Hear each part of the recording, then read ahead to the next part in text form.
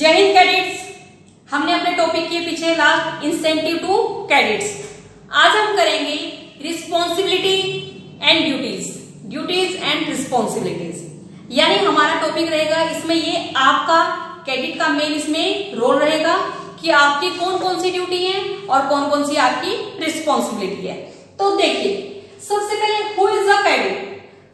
Cadet कौन होते हैं, क्या होता है कैडेट, आप कौन है, कैसे।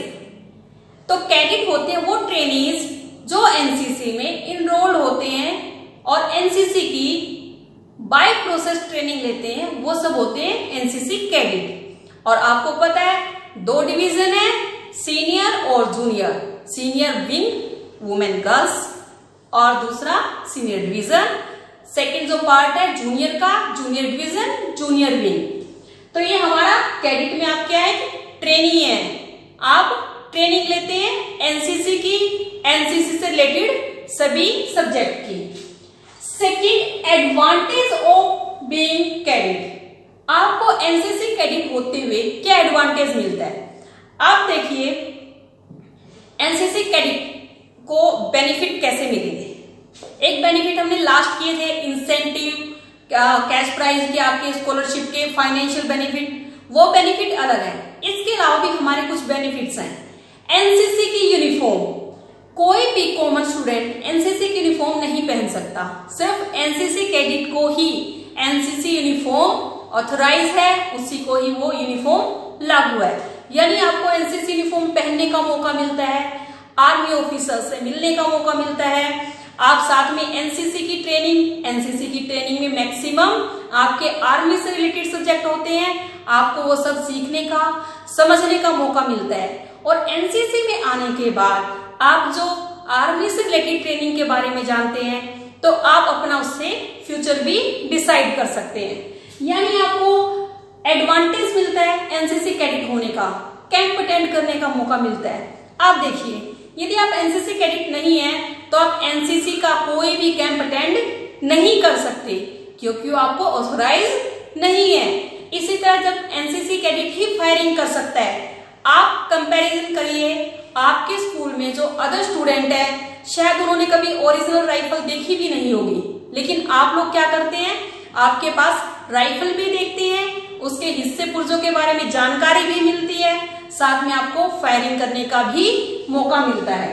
इसी तरह के आपके ये एडवांटेज होते हैं, आपको सोशल सर्विस करने में, आपको इसमें इन्वॉल्वमेंट होती है आपकी, और आप अच्छे से सोशल सर्विस करते हैं, उसके बारे में जानते हैं, आप सोसाइटी के बारे में अदर बच्चों के अकॉर्डिंग ज्यादा अच्छे से जानते हैं और उनके लिए काम आते हैं। इसके बाद आते हैं कुछ कैडेट की कमांडमेंट्स, यानी कैडेट अपने आप से प्रॉमिस करता है, वो कुछ प्रॉमिस करता है अपने आप से।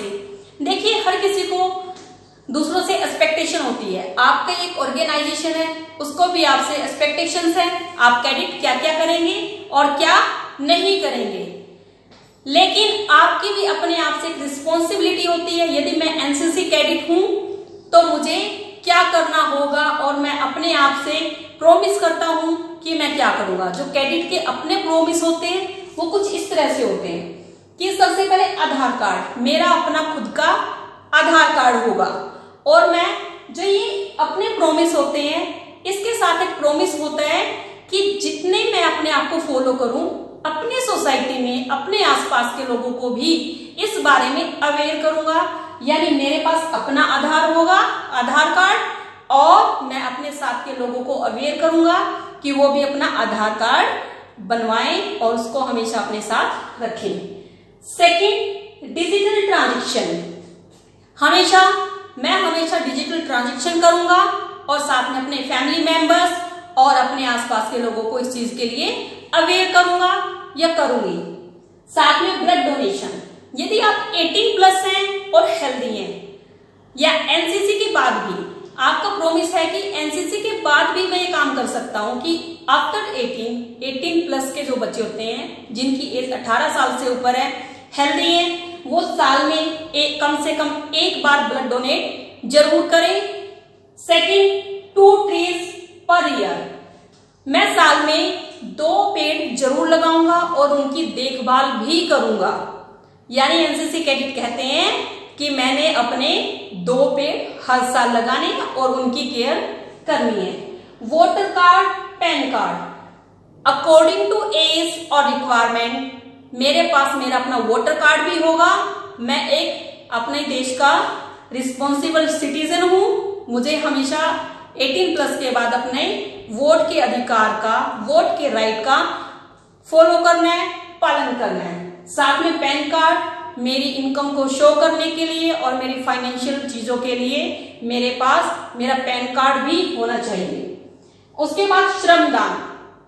श्रमदान मीन्स आप श्रमदान करेंगे, आप कम से कम 100 घंटे, एक साल में 100 घंटे आपको श्रमदान करना होगा।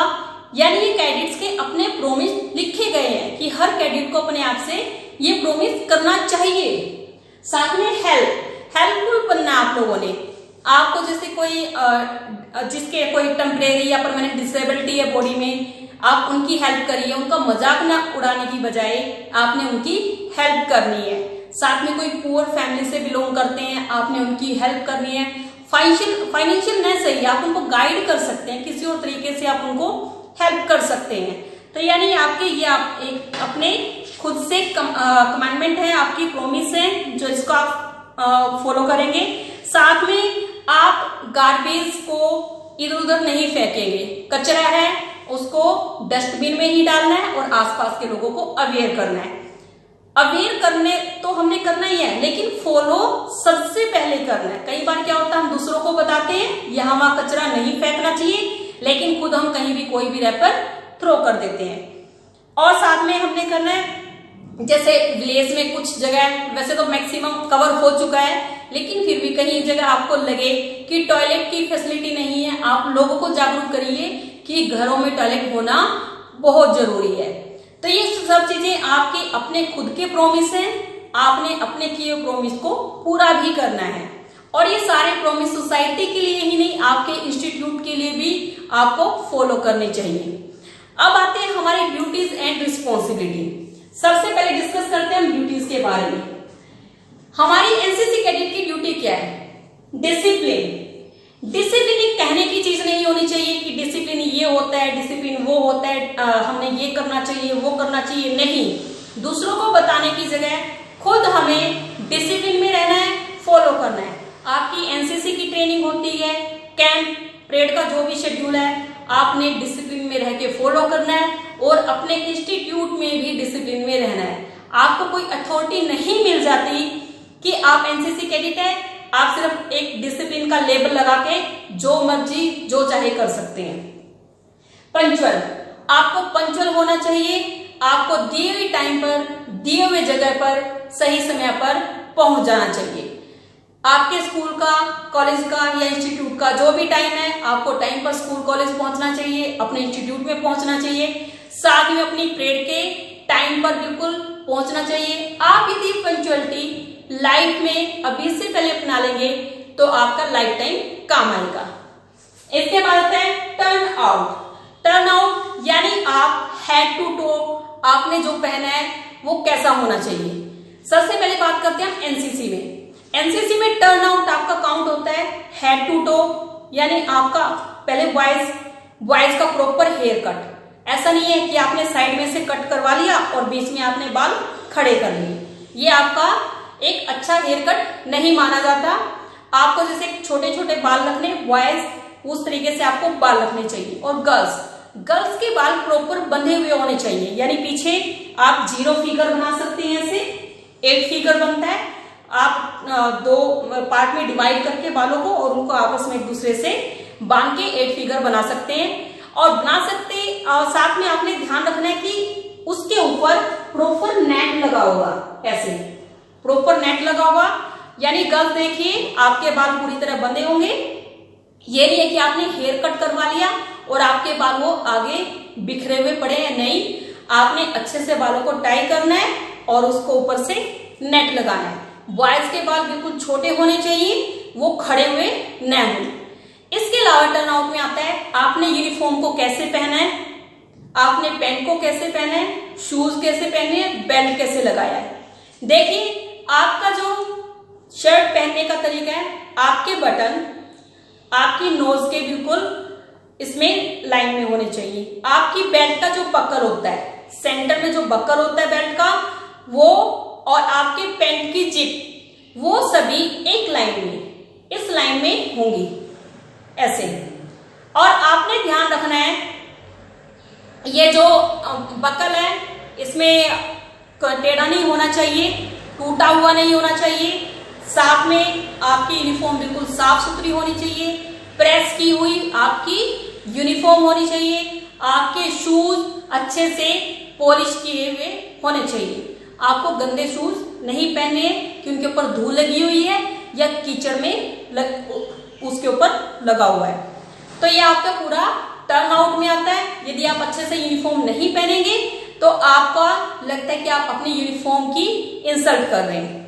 अब एक चीज आप देखिए, ये तो हमारी यूनिफॉर्म एनसीसी की थी। आप अपने किस इंस्टीट्यूट में जो भी यूनिफॉर्म पहनते हैं उसको पहनने का तरीका भी यही है, यानी आपके जो बटन, टाई, आपके बेल्ट का बकल, पैंट की जिप एक लाइन में अच्छे से प्रेस किए हुए, धुले हुए, प्रॉपर वे से आपने अच्छे से उनको पहना हो, ये आपके टर्न आउट में काउंट होता है।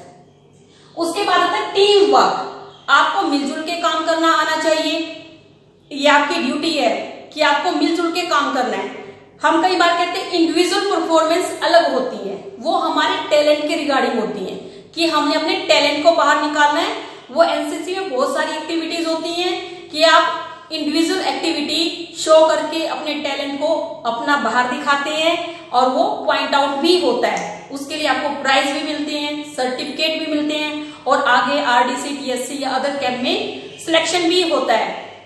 टीम वर्क करने का मतलब यह है कि मिलजुल कर काम करना और रिस्पॉन्सिबिलिटी लेना। अब आप ये नहीं है कि नहीं मैंने ये काम नहीं किया।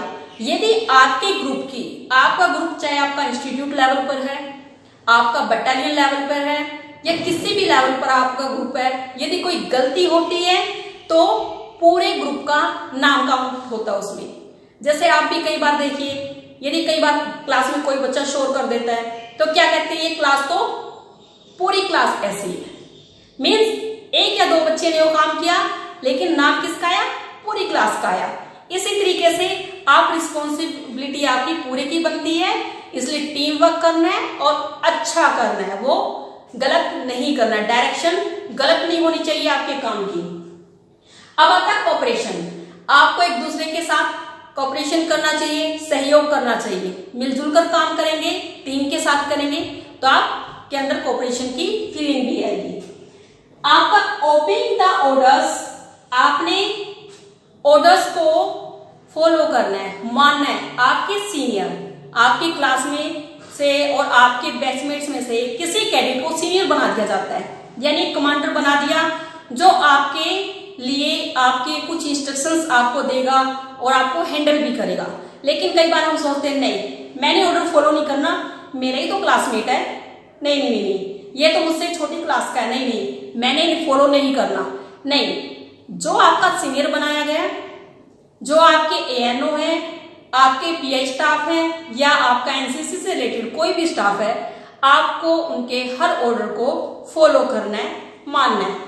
आपने किसी के ऑर्डर को रिजेक्ट नहीं करना है कि नहीं मैं ये काम इसलिए नहीं करूंगा क्योंकि मुझे ये पर्सन अच्छा नहीं लगता।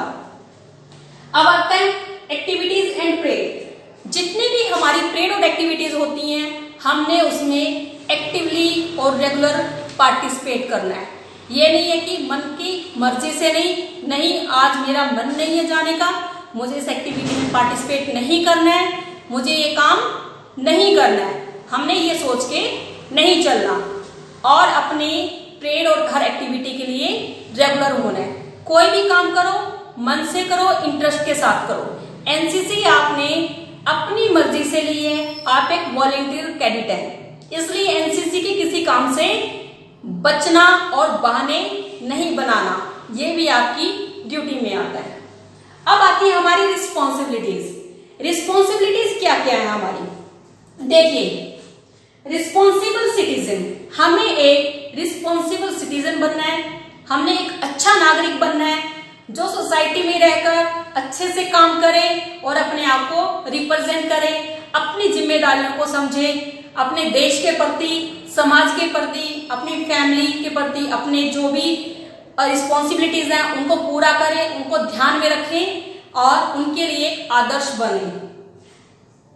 सोशल अवेयरनेस, सोशल अवेयरनेस भी आपकी एक जिम्मेदारी बनती है। आपने सोसाइटी को कुछ चीजों के लिए अवेयर करना, जैसे कई बार कुछ अफवाहें उठ जाती हैं, कुछ गलत फहमियां होती हैं, या कुछ दंगे फसाद के टाइम पर कोई भी चीजें यहाँ वहां फैल जाती हैं, तो हमने क्या करना है, अपनी सोसाइटी को अवेयर करना है हर चीज के लिए।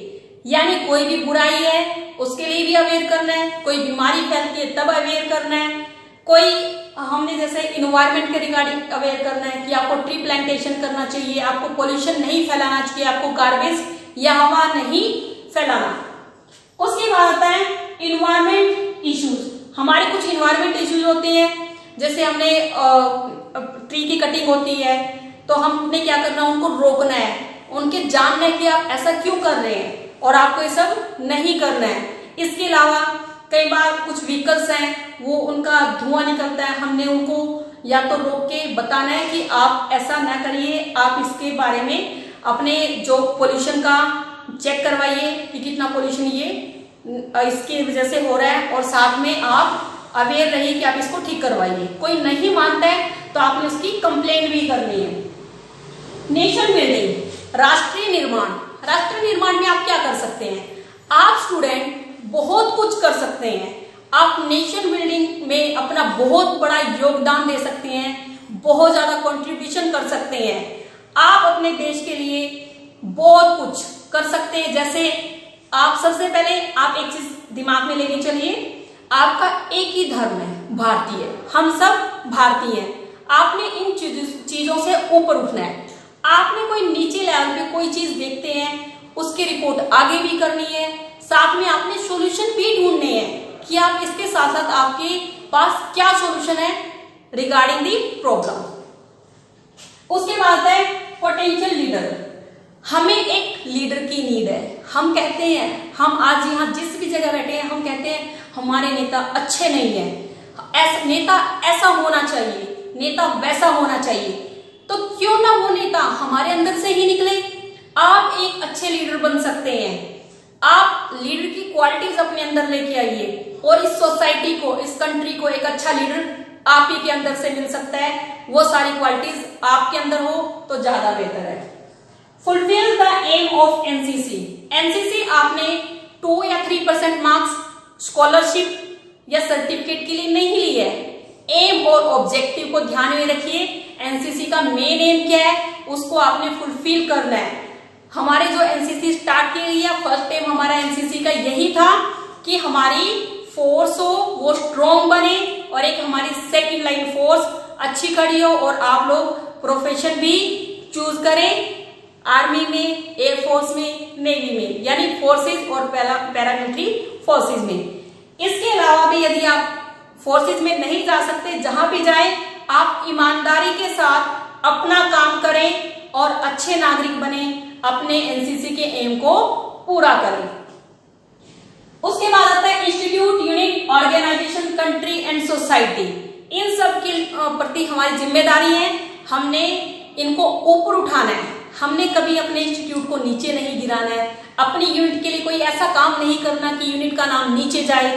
कोई ऐसी एक्टिविटी नहीं करनी है, इन्वॉल्व नहीं होना है जहां हमारी सोसाइटी का, हमारी फैमिली का, हमारे देश का नाम बदनाम हो। हमें ऐसे ही काम करने चाहिए जिनसे ये सभी चीजों के नाम ऊपर उठे और ये तरक्की करें।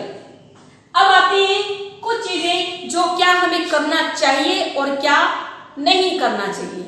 हमें भी एनसीसी कैडेट को, अब एनसीसी कैडेट को क्या क्या करना चाहिए। सबसे पहले एग्जाम्पल, आप एक एग्जाम्पल बन सकते हैं। आपको एग्जाम्पल सेट करना चाहिए कि आप एक एनसीसी कैडेट होने के बाद, एनसीसी ज्वाइन करने के बाद आपके अंदर बहुत अच्छे चेंज आए हैं, पॉजिटिव चेंज आए हैं और वो पॉजिटिव चेंजेस आपके लिए और आपके इंस्टीट्यूट के लिए तो अच्छे हैं ही, साथ में आपकी ऑर्गेनाइजेशन की भी वो हेल्प करते हैं किस चीज में, फेमस करने में। अब आता है हमारा स्ट्रॉन्ग लीडर। आप एक अच्छे स्ट्रॉन्ग लीडर उभरिए, बनिए।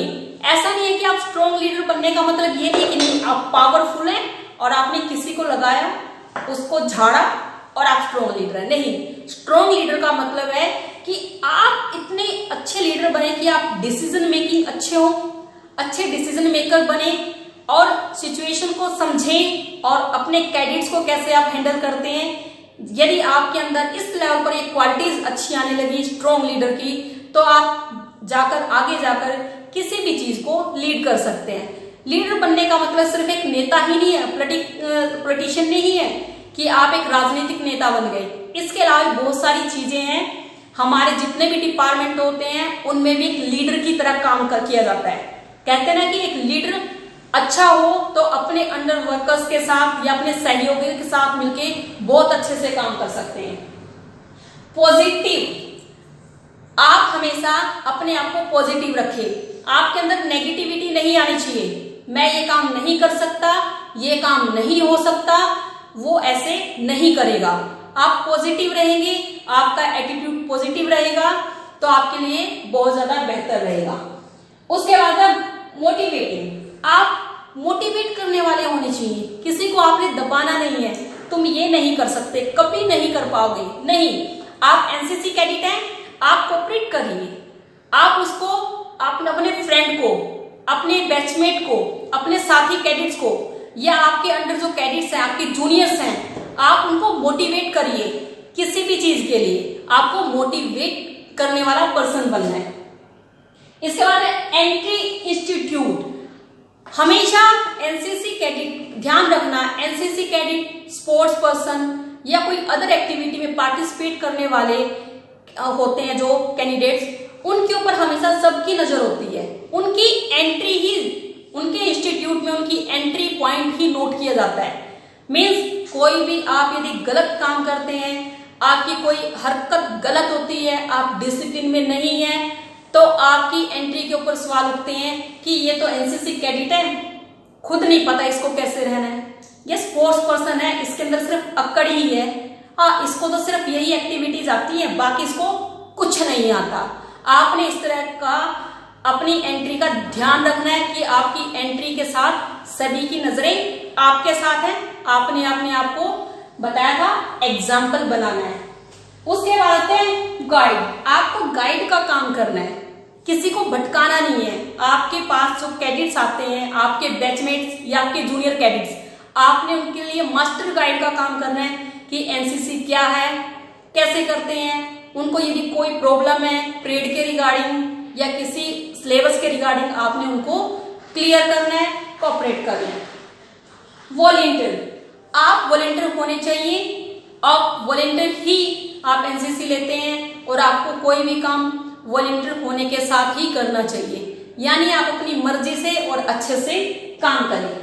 फील प्राउड, आप अपनी एनसीसी यूनिफॉर्म पहनते हैं, एनसीसी लेते हैं, आप उसके लिए प्राउड फील कीजिए। ये नहीं कि आपने बचना नहीं है, नहीं यूनिफॉर्म में पहन के बाहर जाना अच्छा नहीं लगता और या फिर कोई भी ऐसी चीज नहीं करनी है, आपको प्राउड फील करना है। रिस्पेक्ट, आपको एनसीसी से रिलेटेड सभी स्टाफ की रिस्पेक्ट करनी बहुत जरूरी है। ये नहीं है कि आप किसी भी इंस्ट्रक्टर, एएनओ, जीसीआई या किसी सीनियर कैडेट की इंसल्ट करें, आपने दिल से रिस्पेक्ट करनी है। ये सोच के नहीं कि मुझे ऑर्डर पास कर रहा, ऑर्डर देने का हर किसी को कोई शौक नहीं होता, कोई इंटरेस्ट नहीं है, कोई एक्टिविटीज होती हैं, कोई काम होता है या सीनियर की, उनसे भी ऊपर कोई सीनियर की कोई कमांड होती है, तभी आपको ऑर्डर दिए जाते हैं करने के लिए। और जब आप एनसीसी में आए हैं तो आपको खुशी खुशी सभी आदेशों का पालन करना चाहिए। अब ये तो थी चीजें कि हमें एनसीसी कैडेट को क्या करना चाहिए। अब आता है क्या नहीं करना चाहिए। देखिए सबसे पहले आता है एडमोनिश, मीन्स किसी को दबाना नहीं है, किसी की इंसल्ट नहीं करनी है। आपके जो जूनियर कैडेट्स हैं उनको पब्लिकली आपने सबके सामने कुछ बोलना नहीं है, डांटना नहीं है। यदि किसी की कोई गलती है तो उनको प्राइवेट में जाके अलग से ले जाके बोलिए, उसको ज्यादा फील मत करवाइए। सेकंड आता है ब्लेम द ऑर्गेनाइजेशन, आपको अपनी ऑर्गेनाइजेशन एनसीसी और इसके अलावा कोई भी ऑर्गेनाइजेशन जिससे भी आप जुड़ते हैं, इन फ्यूचर आप कहीं जॉब करते हैं, काम करते हैं, आपको बार बार अपनी ऑर्गेनाइजेशन को ब्लेम नहीं करना चाहिए। ये आपकी इमेज को डाउन करता है। यदि आप अपनी ऑर्गेनाइजेशन को ब्लेम करेंगे तो इससे आप ही की इमेज डाउन होगी। उसके बाद फॉल्स इमेज। कभी भी अपनी बेकार इमेज क्रिएट मत करिए अपने इंस्टीट्यूट में, अपनी सोसाइटी में। एक बार किसी की जो इमेज जैसी बन जाती है, हमेशा उसको वैसे ही देखा जाता है, तो कोशिश करिए आपकी इमेज अच्छी बने। ये अनड्यू फेवर्स, इसमें क्या है कि आप कई बार, एक होता है हमने दिल से रिस्पेक्ट करना, एक होता है बटरिंग करना। किसी से कोई हमने ऐसा फेवर नहीं लेना है, कोई हमने फेयर लेने के लिए कोई गलत काम नहीं करना है। इसलिए ध्यान में रखना है कि आप यदि ईमानदार हैं, लॉयल अपने काम के लिए, आपको किसी की बटरिंग करने की नीड नहीं है और किसी से इस तरह का गलत फेवर लेने की नीड नहीं है। तो ये थी आज आपकी ड्यूटीज एंड रिस्पॉन्सिबिलिटीज। आपको ये सब करना है और इसके अलावा कुछ पॉइंट आप नोट कर सकते हैं अपने, जैसे कि आप सोसाइटी में जो आपका डिफरेंट कल्चर्स है, सबकी रिस्पेक्ट करना, जितने भी हमारे धर्म हैं, जाति हैं, उन सबको एक समझना, कभी किसी को नीचा नहीं दिखाना। तो और हमने अपनी ईमानदारी से अपने सभी काम करने हैं, हमने ट्रुथफुलनेस दिखानी है अपनी, हमने सच्चाई का साथ देना है और अपना सेल्फ सेक्रीफाइस भी करना आना चाहिए, ताकि कोई जरूरत पड़ने पर आप किसी भी लेवल तक जाके अपना काम कर सके, अपनी जिम्मेदारी निभा सके। तो आप अपनी जिम्मेदारियों को निभाइए, अपनी ड्यूटीज रिस्पॉन्सिबिलिटीज को ध्यान रखिए और साथ में आपको क्या करना चाहिए, एनसीसी कैडेट को क्या नहीं करना चाहिए, इन सब चीजों को ध्यान में रखना है। तो अपने इस टॉपिक को क्लियर करिए। टॉपिक सिर्फ करने के लिए नहीं है, अपनी लाइफ में उतारने के लिए भी है। तो इसे ध्यान से करिए। धन्यवाद।